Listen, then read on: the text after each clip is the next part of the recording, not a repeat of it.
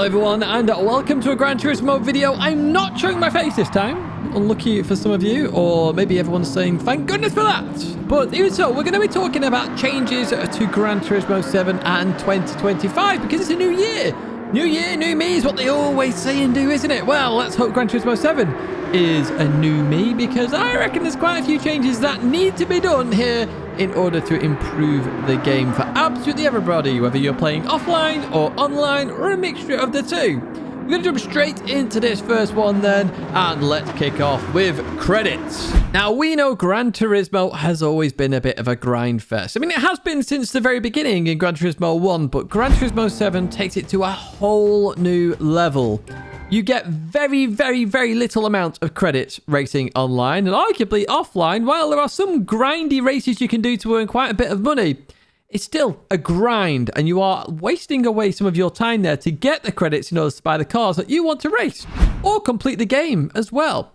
Now, some of the cars are ridiculously priced at 20 million credits. Now, you can't earn that in a day or even in a week racing online, winning every single race. You really can't do it at all.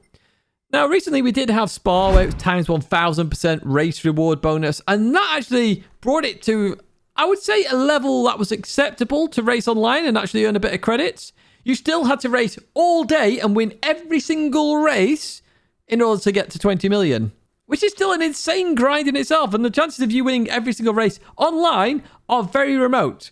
But even so, that's what they did, and it sort of opened our eyes a little bit. So they need to increase the credits across the board in Gran Turismo 7. Online, offline, absolutely everywhere. Make some parts of the game repeatable, of course, with the missions, because they're only doable once in terms of the reward. Very annoying. Online, of course, increase that as well. Now, we do get the time trials where you get 2 million credits a week. That's how I earn it, because that way I'm not repeating the gameplay over and over and over again. But it's still going to take me a lot of time. So credit rewards, I hope they increase these drastically in 2025. So people can buy the cars they actually want to play with, because Gran Turismo is a game at the end of the day and you want to try and experience your dream cars.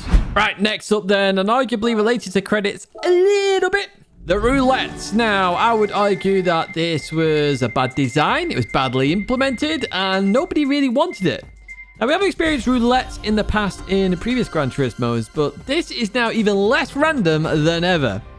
Now, originally, it had engine swaps linked to it for those that are new to Gran Turismo 7. So imagine that. You've got to get a roulette ticket and then hope that the engine you want is in the roulette and hope it lands on that roulette and that you've been chosen to pick that engine for the car that you want. Yeah, that's how bad it was.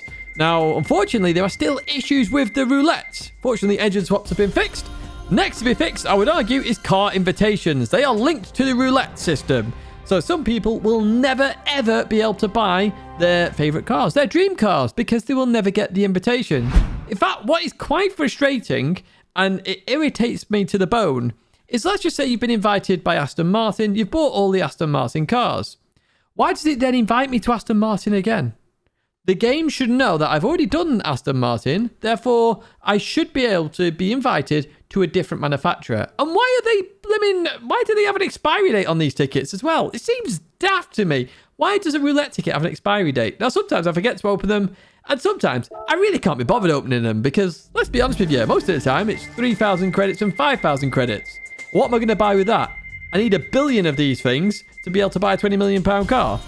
It's not worth my time or effort to even open it and watch the silly graphic go around.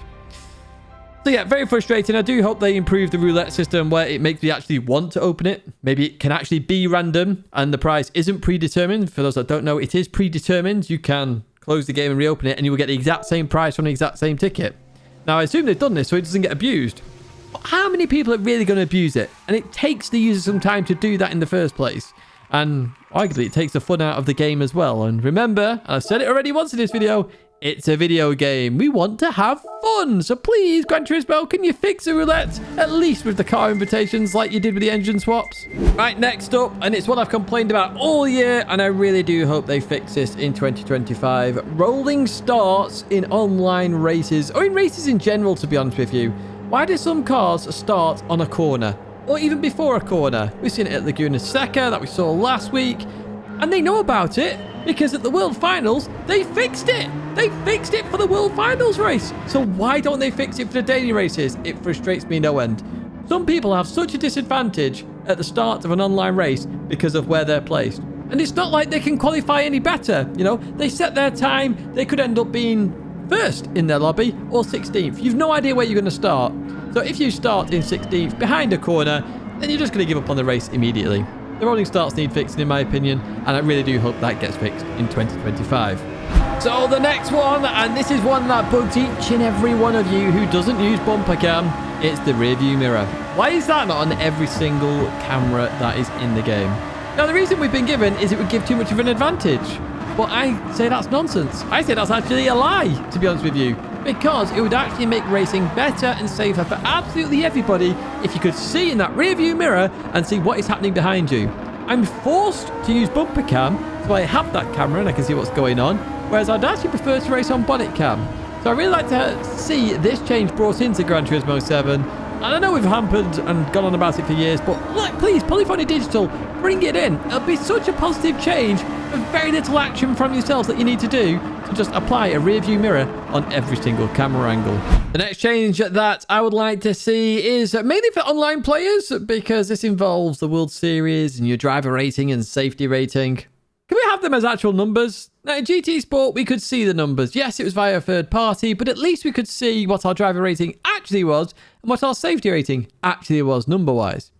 Now we have no idea. In fact, it's done by Pixel on some third-party software, websites, etc. So you could try and work it out, but why don't they just give us a number?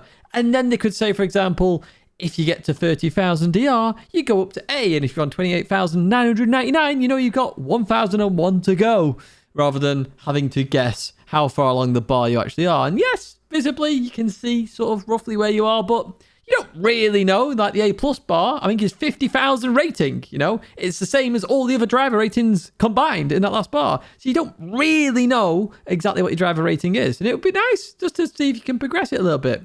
Driver rating isn't everything, of course, but it'd be nice to know exactly where you are. So I've just talked about safety rating as well, and what I would like to see is a much better penalty system. Now, we're never going to get it perfect. I'll happily accept that, and GT Sophie may help contribute to a better system in the future. However, the current iteration of the penalty system is just not good enough, in my opinion. The innocent drivers are getting more punished than the guilty drivers, mainly for situations such as being hit up the rear and you get sentenced to the barrier, so you're the victim. Then you get a 1.5 second penalty for hitting the barrier. Now you've just got a penalty, even though you're the innocent one. That didn't always used to be the case. They introduced that because people were pump drafting around high speed ring, and it ruined it for the majority. And I really wish to stop focusing on the minority here and focus on the majority and try and make the game as fun as possible. And it is a game, I've said this already. We're here to have fun. Drive our dream cars, have some good races, and enjoy the racing experience. Now, of course, there are dirty drivers. Is there a better way to report dirty drivers? I don't know. I would like to see better track limit penalties. I have done a video on GT Sport about that. Hopefully I can link it at the end of this video about, you know, extreme cases of track limit penalties. So maybe if you cut it briefly, you get a warning. You cut it a bit more, you get a second. If it's a big cut, you get 5 seconds and stuff like that. I've done a video on that in the past before, so I would love to see some big penalty system changes just to see if they will work, how they will work, and we can always feed that back to Gran Turismo, and maybe the system could improve overall. So this is more for those that do a lot of private lobbies or open lobbies. In fact, just use the lobby mode in general in Gran Turismo 7. Oil changes. It's very frustrating that you have to go all the way back to the main menu to do an oil change in GT Auto, and arguably it should be available to do in the lobby. I mean, in real life, at a racetrack, you can do an oil change. Allow us to do that in Gran Turismo, please. Please, Polyphony Digital. It's very annoying to have to go out, do an oil change, and head back in. I'd like to join some of the team versus team events, click change oil, and know I can do it there and then, and I don't have to worry about it again. So I would love to see that changed here in GT7. Next up then is a bit of a weird one, to be honest with you. So, silly circuit limitations. So I'm under my other account here. This is my third account, my private account that I don't really use for anything. See here, I only got 10 of the Americas tracks unlocked, 7 of Europe, 7 of Asia, Oceania there as well. So not all tracks are unlocked, which is fine in the offline game. You can go through the menus and the races and unlock the tracks. And you can see here that I don't actually have Catalonia, and I'm just moving my mouse around Catalonia so you can quite clearly see I don't have it. It's in Spain. That's where Spain is. If you're not used to geography or don't know geography, that's where Catalonia is. this is where it gets really, really, really annoying. You could do sport mode where Catalonia might be. So suddenly you can't practice Catalonia offline because you'd have to go straight into the online mode. Also, if you want to go, okay, well, I'm going to create my own private room then. Catalonia does not appear anywhere in this circuit list because this is the circuit list that you've unlocked on the game in the offline mode. However, you're now trying to race online. But what you can do, and this is where it gets really stupid, is I can go into the track list, okay, and I can pick out Catalonia. It's right there. Look, I can pick it out. There's one lobby. So what I can do then is I think it's square from memory, view room info, save those settings. I can now save them. You can see other tracks there that I don't have unlocked as well. They're just from my other accounts. I can now save that. I can now create a room. I can load those settings and voila, I can now pick Catalonia. It's a really stupid workaround, a really long-winded workaround, and I feel like anything online related shouldn't have the track list limited like the way it does right now. It just seems stupid because I can get in with a long-winded way. Why? Why are you limiting players? I don't understand this. And it's pretty annoying if you want to create championships, etc. If you've got a championship account where you're hosting people, because then you have to level a lad up to unlock all the tracks or set them up on a different account, go back on this account. Really silly limitation. I really wish they would remove this. Right, next up then is all about saving settings for the sport mode races. So obviously we would have the championships down below and we'd want to practice those settings because we don't exactly know what all the settings are. However, we've also got the daily races here, daily race A, B, and C. Now, C is a tyre stop, a pit stop race, and arguably I want to practice that offline in terms of a private lobby before I go online. Now, the time trial is very different to the race because the race has tyre temps, etc., and I can't pick it. Why can't I have an icon right where that mouse is right now that says save settings exactly the way I did with the Catalonia one, and then I can go and practice it myself in a private lobby. Right, next up then, we have setups, specifically Daily Race B, which has car settings enabled. You can see that there, partially allowed. We've got suspension differential. Now, I'm rubbish at setups. I've always told you that. But what happens if you're new to the game as well and you have no idea what you're doing? I feel like you should be able to view the setups that the top 10 are using right now. So if a ghost is uploaded, the setup should be available as well. It should be in the replay file. So you should be able to click, for example, the Veyron here and click View Setup, and it show you the car setup. Now, some people won't agree with that, but what's the big secret? If you developed a fantastic setup, guess what? People are then going to visit your profile next time and view your setup again. Should be a big secret, and you should be able to try it out, because of course, we're all trying to be the best driver we can, not the best engineer that we can. Now, we've already jumped into the next update that I'd like to see, because we're already in Windfire's replay. You can see it going on in the background. Is I would love to see the brake balance as it happened on the replay. You should be able to go through that delta down below, the app, the HUD, whatever you want to call it, down below with the left and right arrows. You can see them right there. It's showing as a graphic, but you can't. You should be able to go left or right and be able to see brake balance, for example. Daily Race A, some cars have differential changes. It'd be really good to see those. In terms of a race, seeing if someone's using fuel map or not.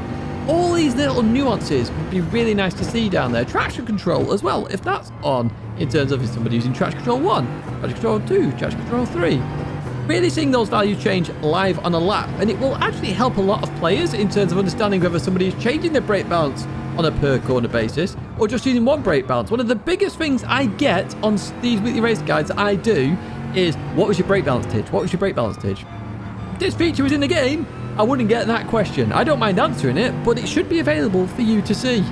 Next, we jump to a bug in Gran Turismo 7. It's a bug that has been in the game since the very beginning. Back in 2022, was it, when this game was released? Nearly 3 years old, this bug. And it's a sound bug. So if you have a crash on the circuit, anywhere in the circuit, and it can be other players as well, for some reason, a lot of the time, the audio stays with that crash. Let me explain. So be prepared to listen closely as I put the game audio on right now.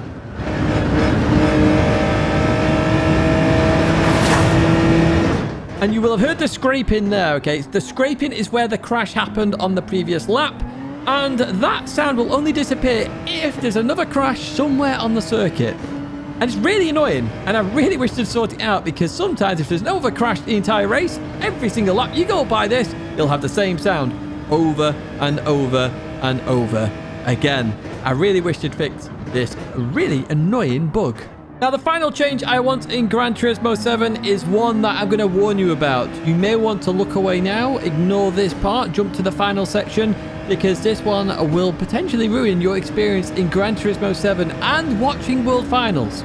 I'll give you a moment to move on if you want to move on. 3, 2, 1. Right, here we go. A bug that annoys me for days and I have to edit it out every single week, and you can spot it during racing.